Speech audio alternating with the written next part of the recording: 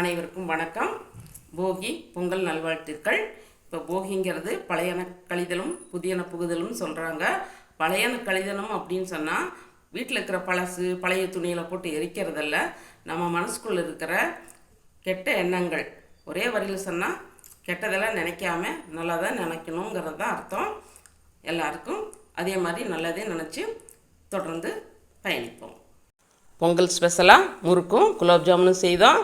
4 cup அரிசி மாவுக்கு 1 cup கடல மாவும் 1 ஸ்பூன் பொட்டாமும் 1 ஸ்பூன் எள், தேவையான அளவு உப்பு, கொஞ்சம் மிளகாத்தூள், ஒரு 4 ஸ்பூன் வெண்ணெயும் போட்டு பிசைஞ்சு தேவையான அளவு தண்ணி ஊற்றி பிசைஞ்சு எடுத்துக்கலாம்.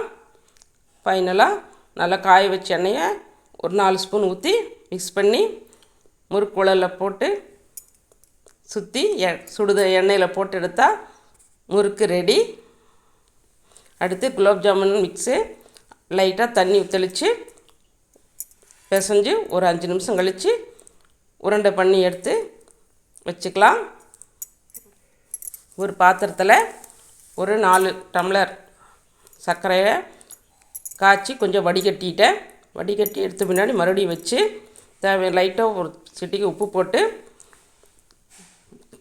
ஏலக்காய் தூள் சேர்த்து கலர் பொடி சேர்த்து கொதிக்க வச்ச பின்னாடி எண்ணெயை காய வச்சு உருண்டைகளை போட்டு எடுத்து